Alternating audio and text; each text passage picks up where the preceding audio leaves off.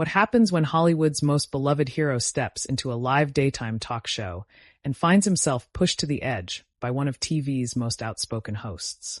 That's exactly what unfolded when Chris Hemsworth appeared on The View, expecting a light-hearted conversation about his new movie, only to be confronted by Joy Behar in a way that no one in the studio audience saw coming. The tension started almost as soon as Chris walked onto the set. The studio audience erupted in cheers, the kind that ripple through the room when a true A-list star appears. He smiled, warm, calm, almost shy, and shook the host's hands. But as he settled into his seat, a quick-eyed viewer could sense something shifting. Joy Behar leaned forward with that trademark smirk, ready to poke, to prod, to test the man everyone knew as the mighty Thor. The cameras rolled. Sonny Hostin asked the first question, an easy one about Hemsworth's intense training regimen for his new action thriller. He answered with his usual Aussie charm, cracking a joke that made the audience laugh. But Joy didn't laugh. Her eyes lingered on him, unblinking, as if she were searching for a crack in the superhero's armor. "So, Chris," Joy began, her voice dripping with a mix of curiosity and challenge. "You play all these larger-than-life heroes on screen, saving the world, standing up for what's right. But I wonder, how much of that is really you? I mean, do you ever feel like it's all just an act?" The air in the studio shifted. The smile on Chris's face faded just a fraction, so slight most might have missed it. The live audience let out a soft murmur, sensing the change in tone. Chris chuckled softly, trying to brush it off. "Well, Joy," he said, "it's acting. That's the job. But I'd like to think some of the qualities of the characters, courage, integrity, stick with you. I try to live up to that." Joy tilted her head, her smirk sharpening. "That's nice to hear, but some say you use that heroic image to dodge real questions about things you've said in the past. Do you think you get a free pass because of your looks and that charming accent?" The audience gasped, and even the other hosts shifted uncomfortably in their seats. Chris's posture changed. His easygoing demeanor straightened into something more guarded. He glanced at her, his jaw setting ever so slightly. "I'm not sure what you're getting at," he replied evenly, his tone carrying an edge. "I'm here to talk about the film, but I'm happy to address anything specific you have in mind." There was a heartbeat of silence before Joy pressed on, clearly unwilling to let go. "Well, let's talk about that then. You've been called out before for comments you made about certain roles being too politically correct. Some people thought it was dismissive. Don't you think it's fair to ask whether the real Chris Hemsworth is as heroic and inclusive as the characters you play?" Gasps rippled through the audience. A few even booed softly at the pointed remark. Chris leaned forward slightly, his elbows resting on his knees, his eyes locked on Joy's. The warmth in his expression was gone. "Joy," he said, his voice low but steady, "I believe in respect for everyone. If I've ever said something that was taken the wrong way, I've clarified it. But I don't appreciate being painted as something I'm not, especially not here, in front of an audience that came to hear about storytelling, not character assassination." The audience broke into applause, a sudden wave of support for the actor. A flicker of surprise crossed Joy's face, but she didn't back down. "Oh, come on, Chris," she retorted. "You've lived in Hollywood long enough to know you can't just hide behind the movie promotion. People want to know who you really are." Chris sat back in his chair, his voice rising just enough to carry a sharpness it hadn't before. "And I'm telling you who I am. But I'm not here to play your game. I respect good journalism, tough questions even, but I don't respect gotcha moments designed to get a headline." The clash of their voices, the charged silence between each exchange, electrified the room. The camera operators zoomed in on Chris's face, calm but firm, and then on Joy's slightly raised eyebrow, her lips curling into that half-smile that told everyone she was just getting started. A woman in the audience whispered to her friend, "This is going to blow up online." And she was right, but no one in that room knew just how intense it was about to get. The studio felt smaller as the tension thickened, like the walls themselves were leaning in to listen. The cheerful morning show energy had evaporated, leaving something raw, unpredictable. The audience sat on the edge of their seats, half delighted, half uneasy, whispering to each other but never looking away. Chris adjusted his posture, broad shoulders drawn back, chin slightly raised. The shift wasn't aggressive, but it radiated a quiet warning. His blue eyes locked on Joy, and for a fleeting second, the air between them seemed to hum. Joy crossed her legs, leaned forward, and tapped her cue cards against her knee. "You know," she said, her tone lighter but edged with steel, People think of you as this down-to-earth Aussie, the guy everyone would love to have a beer with. But being likable doesn't mean you're above criticism. Isn't it fair to ask why you push back against changes in Hollywood that many of us see as progress? The question hung in the air like a spark near dry kindling. Even the cameras seemed to pause as if to frame the next words carefully. Chris inhaled slowly, his voice calm but carrying a deep weight. I'm all for progress. What I spoke about was storytelling. I said that when we change characters purely to tick boxes, it can feel hollow. That's not me fighting progress. That's me fighting lazy writing. There's a difference. A murmur of agreement rippled through parts of the audience. Some nodded. Others folded their arms, waiting to see where this was going. Joy didn't blink. She sensed the shift and moved in like a boxer pressing an advantage. So you don't think representation matters? You think it's just ticking boxes? Chris's jaw tightened again, his voice sharpening. I never said that. I said forced representation, when it feels like a token, isn't progress. Real progress is when every kid everywhere can see themselves in stories that feel honest, not like a checklist. That's the difference. The other co-hosts shifted uneasily. Sunny glanced from Joy to Chris, her expression caught between fascination and worry. Sarah Haynes clasped her cue cards tighter, her knuckles pale. Joy's smile widened, not the warm, television-friendly smile, but the kind of smile that hinted at gasoline being poured over a flame. Some might say you're trying to have it both ways, sounding thoughtful while catering to fans who don't like seeing things change. Are you worried about losing that fan base? The audience gasped audibly. A few people in the front row exchanged wide-eyed looks. Someone let out a soft, nervous laugh. Chris's shoulders shifted forward, not in anger, but in the way a lion might move when deciding whether to roar. No, he said finally, his voice steady as stone. I'm worried about losing good storytelling. I've played gods, mercenaries, and fathers. None of them were written for me because of my heritage. They were written as characters with depth. That's what drew me in. That's what I want for everyone, stories with heart, not labels. Applause broke out from a section of the audience, loud, sudden, like a crack of thunder after a long silence.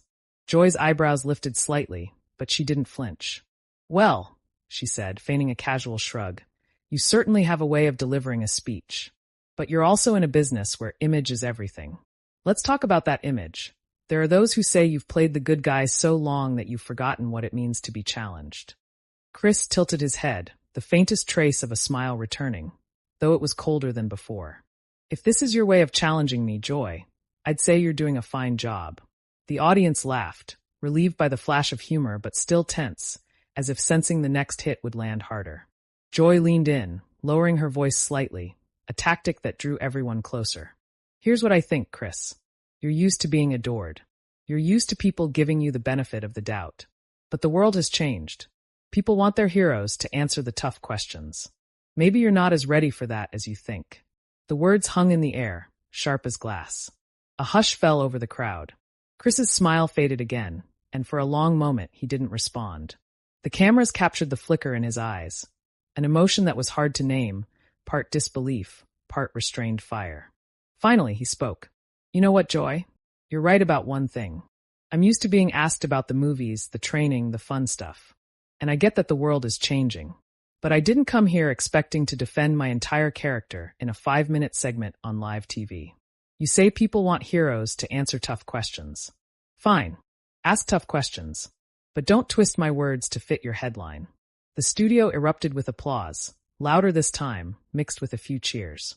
The tension shifted again, and for a moment, it looked as though the audience had picked a side. Joy's expression hardened slightly, though her voice stayed smooth. No one's twisting your words, Chris. I'm asking what people out there are asking. If that makes you uncomfortable, maybe it says something about the way you see yourself. Chris leaned forward again, his voice dropping low, his tone sharp but measured. What it says is that sometimes the way we frame the question is part of the problem. We're all so quick to assume the worst about each other. We stop listening. I'm here answering you, but I won't let you turn this into a spectacle at my expense. A ripple of applause broke out again, followed by a few scattered boos. Voices from the back rows that added a jagged note to the charged atmosphere. Sunny shifted in her chair, clearing her throat. Maybe we should get back to the film. But Joy raised a hand slightly, cutting her off without breaking eye contact with Chris. No, I think this is important. People need to see who their heroes really are.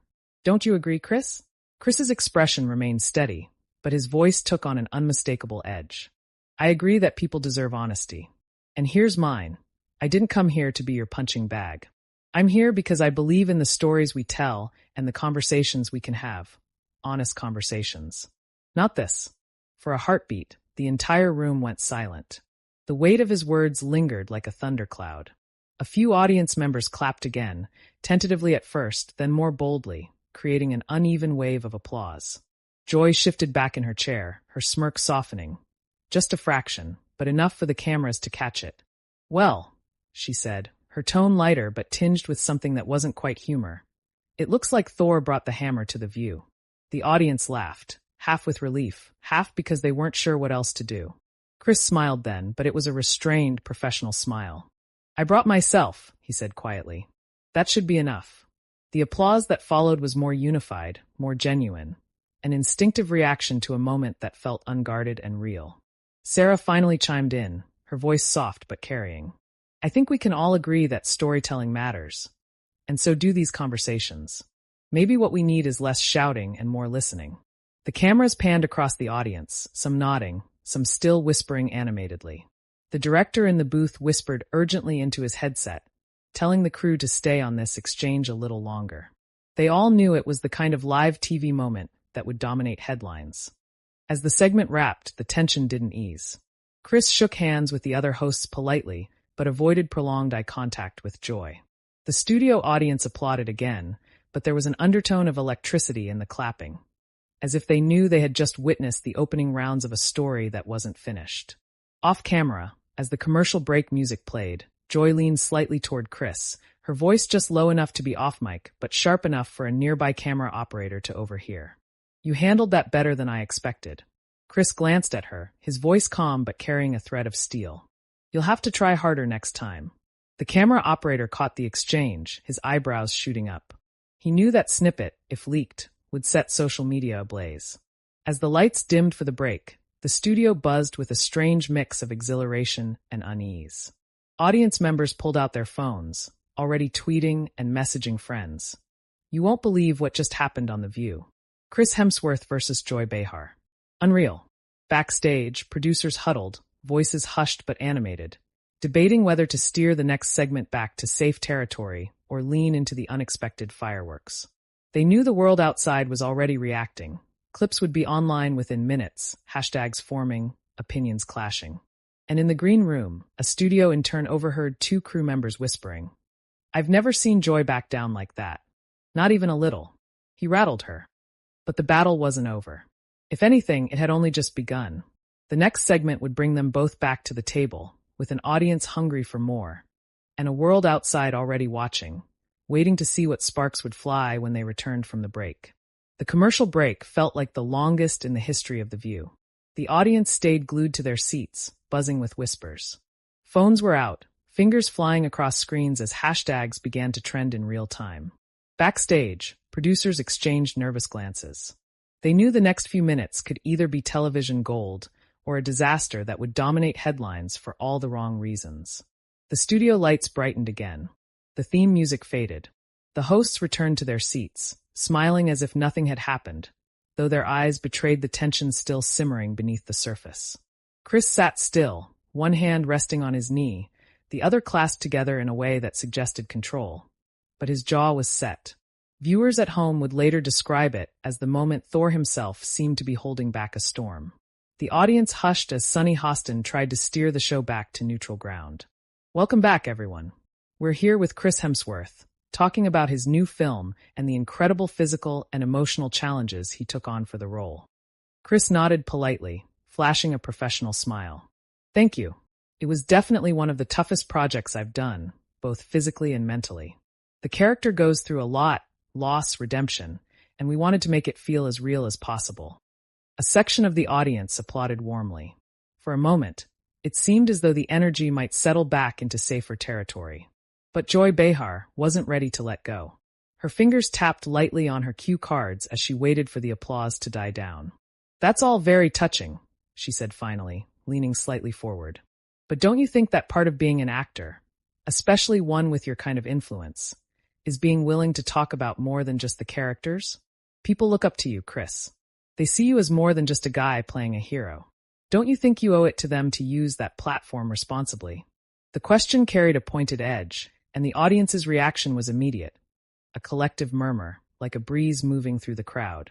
The camera cut to Chris, whose smile had thinned but didn't disappear entirely. I do use it responsibly, Chris replied evenly. I support causes I believe in. I speak up when I feel it's appropriate. But I also believe in boundaries. Not every interview has to turn into a trial about my personal beliefs. Joy's expression sharpened. Boundaries are one thing. Avoiding accountability is another. Some might say that when people with your reach avoid taking strong stances, it's a way of keeping everyone happy, while dodging the hard questions. Chris's posture shifted just slightly. He uncrossed his hands and rested them on the armrests of his chair. The cameras caught the way his shoulders squared, a subtle but unmistakable sign that the temperature in the room was rising again. I'm not here to keep everyone happy, he said, his voice firmer now. And I'm not here to dodge anything. But there's a difference between being accountable and being baited. The audience reacted audibly, half gasps, half claps, with a few whoops of approval. Joy raised her eyebrows but pressed on. So, you think you're being baited by me? Is that what you're saying? Chris's gaze didn't waver. I think I came here to share a story about a movie that means a lot to me. And instead of talking about that, we're circling the same point over and over because you seem more interested in provoking a headline than a conversation. A hush fell over the studio, followed by scattered applause that quickly swelled into something louder. The camera caught Sarah glancing at Joy with a mix of surprise and concern. Sunny shifted in her seat but stayed silent. Joy gave a tight smile, the kind that didn't reach her eyes. Well, Chris, I think it's fair to say that conversations can get uncomfortable. That's kind of the point of this show. We don't just promote movies. We talk about the world we live in. And I'm all for that, Chris replied, leaning slightly forward, his voice steady but carrying a force that demanded attention. But a real conversation goes both ways. It isn't one person pushing another into a corner for sport. The audience erupted in applause again, louder this time, as though they could sense the shift in momentum. A few audience members even stood, clapping, before the producers in the booth signaled them to sit down. This was daytime TV, after all, not a late-night comedy roast. Joy's eyes narrowed ever so slightly. You seem awfully defensive for someone who says he's just here to have a conversation. Chris's tone sharpened just enough to pierce the tension. I'm not defensive, Joy. I'm standing up for myself. There's a difference. A ripple of approval spread through the audience. The cameras captured faces, people leaning forward, eyes wide, hands clasped, as if witnessing something they knew they'd be talking about for weeks. Joy pressed on, her voice lowering as if to corner him with her next remark. Maybe the real issue is that you're used to being adored and not questioned. Chris let out a short, incredulous laugh, shaking his head. No, the real issue is that you confuse questioning with cornering. I've had tough conversations my whole career. But what you're doing right now, it's not about curiosity. It's about performance. The audience gasped, an audible, collective reaction that hung in the air like static. Sunny's eyes widened slightly. Sarah shifted in her seat, almost as if bracing for what would come next. Joy's smirk faded, replaced by a tight-lipped expression that suggested she was recalibrating. Performance, huh? That's an interesting choice of words from an actor. Chris's eyes stayed locked on hers. You know what I mean. You're not trying to understand me. You're trying to get a moment that'll trend online. And congratulations, you just got it. The room exploded in a mix of laughter, applause, and gasps. Even some of the crew behind the cameras exchanged glances, their lips twitching into half-smiles. It wasn't often that a guest pushed back at Joy Behar with that kind of poise and precision. Joy tried to regain control of the moment. You really think that's all I'm after? Chris leaned back slightly, his voice calmer now but carrying a quiet intensity. I think you're better than this. I think you've made a career out of having real conversations. But today, this isn't one of them. The words landed with the weight of a gavel striking wood. The audience clapped, some cheering outright. The camera panned to Joy, who managed a small, composed smile, but couldn't quite mask the flicker of frustration in her eyes. Sunny finally intervened, her voice smooth but firm. I think we can all agree that this is a conversation worth having. But maybe we should hear more about the film, because it sounds like the themes you're touching on, Chris, really connect to what we're seeing right here. Chris gave her a grateful nod. That's exactly it. The movie is about integrity, about staying true to your principles even when it's not easy. That's what we're all trying to do, right? The audience responded with another round of applause, softer this time, but genuine. It was as though they had collectively exhaled, sensing the tension ease just enough to catch their breath. But Joy wasn't ready to let the moment slip away completely. "I'll say this," she said, her tone softer now, almost conversational. "You definitely know how to hold your ground. Not every guest does."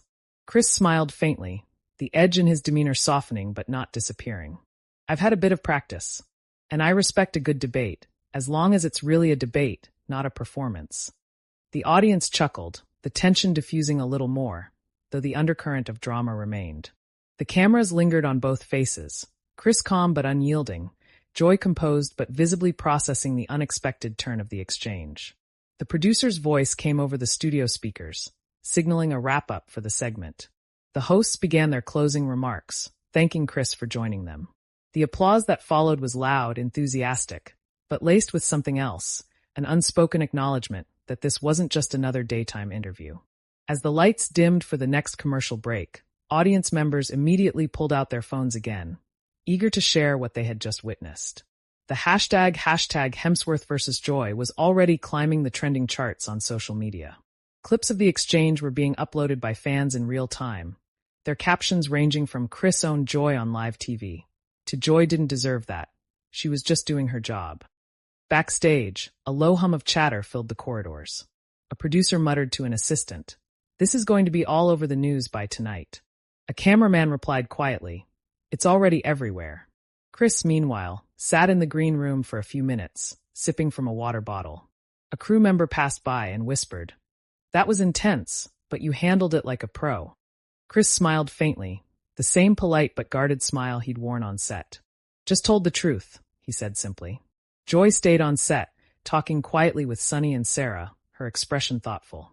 Whatever she was saying was lost to the buzz of the studio, but the look in her eyes suggested that the conversation was far from over, at least in her mind. The audience returned from the break still murmuring, their anticipation renewed.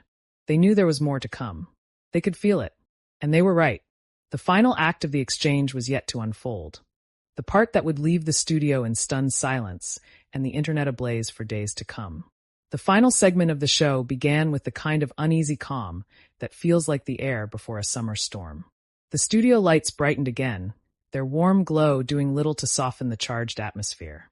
The audience had returned from the break buzzing, their whispers rising and falling like waves. Everyone knew they were witnessing something unforgettable, something that had already begun to escape the confines of the studio and flood the internet. The hosts shuffled their papers, preparing for the last round of questions. Chris sat poised, his tall frame leaning slightly forward, his hands resting loosely in his lap. His face was composed, but there was a cool steadiness in his eyes, the kind of look that warned of lines drawn and boundaries set. Joy Behar adjusted her glasses, her expression unreadable. The show's producer, standing just off stage, whispered into her headset, "Keep it civil, we're already trending. Let's not lose control." But Joy was not known for stepping back when challenged. If anything, the earlier exchange had seemed to ignite a spark in her. She smiled, a calm, practiced smile that television audiences had seen 1,000 times. But her voice carried a slight edge as she turned to Chris. "Chris," she began, "you've been very clear about what you think of this conversation so far. But let me ask you this. Do you think celebrities like yourself have a responsibility to speak up more, especially in times when the world is so divided?" The question was delivered in a measured tone, but there was an unmistakable tension beneath it. The audience hushed instantly, waiting to see if the fragile truce between the two would hold, or shatter. Chris let out a slow breath, his voice calm but layered with something deeper, something that commanded attention. "I think we all have a responsibility as human beings to stand up for what's right. But I also think we've confused celebrity with expertise. I can speak out on things I understand and care deeply about. But I don't think being famous means I have the answers to everything." A ripple of approval moved through the audience, soft at first, then growing as people nodded and clapped. It was a thoughtful, measured response, but the look in Joy's eyes suggested she wasn't satisfied. "That's fair," she said, tilting her head slightly. "But don't you think staying neutral sometimes is just another way of taking a side? Silence can be its own kind of statement." Chris's posture shifted subtly, his shoulders tightening just enough for the cameras to catch it. His voice was still calm, but now it carried the weight of someone who had reached the limit of being cornered. Silence can be a statement, he said evenly. But speaking just to say what people want to hear, that's not leadership, that's pandering. I'd rather be honest, even if it means I'm not saying what's popular. The audience responded with a strong wave of applause, some even cheering. The energy in the studio shifted palpably, tilting in Chris's favor. Even some of the crew behind the cameras exchanged glances, their eyes reflecting the sense that something historic was happening live on air. Joy leaned forward slightly, her voice dropping just enough to draw the audience in. Honest or convenient, Chris? Because sometimes what people call honesty is really just avoiding uncomfortable truths. Chris's jaw tightened, but he didn't look away. For a moment, it was as if the two of them were the only people in the room. His voice, when it came, was quiet but firm, carrying the kind of resonance that made the entire studio lean in to listen. I didn't come here to avoid anything, he said. I came here to talk about a story I'm proud of. But if you want to talk about uncomfortable truths, here's one. The way we talk to each other, especially in places like this, often says more about us than the opinions we hold. We stop listening. We start performing. And I think people out there are tired of it. The words landed like stones dropped into still water, their ripples spreading visibly through the audience. The applause started slowly at first, then built into a wave that swept across the studio. Several people in the front row stood up, clapping, their faces alight with the kind of expression reserved for moments when someone has said what they themselves have long felt. Joy's expression shifted, the edges of her composure softening. She opened her mouth to respond but hesitated, as if weighing her words. For a brief moment, the audience sensed that the host who had built a reputation on her sharp tongue had been caught off guard. Sarah stepped in then, her voice calm but carrying a note of quiet insistence. Maybe that's what this moment is about. We talk about division all the time, but maybe we don't talk enough about how we have these conversations. I think Chris just said something a lot of people at home need to hear. Sunny nodded, her eyes moving between Chris and Joy. Agreed. It's easy to take sides. It's harder to really listen. The audience clapped again, this time more warmly, as if in agreement with the sentiment. The cameras zoomed in on Chris, capturing the faint but genuine smile that crossed his face. A look not of triumph but of relief. But Joy wasn't quite done. She leaned back in her chair, crossing her arms loosely, and said with a half-smile, "You know, you came in here as the guy from the big Marvel movies. I didn't expect to end up in a philosophy debate." Chris chuckled softly, shaking his head. "Neither did I. But I think it's a better use of our time than trading jabs." The audience laughed, the tension breaking just enough to let out the breath they'd been holding.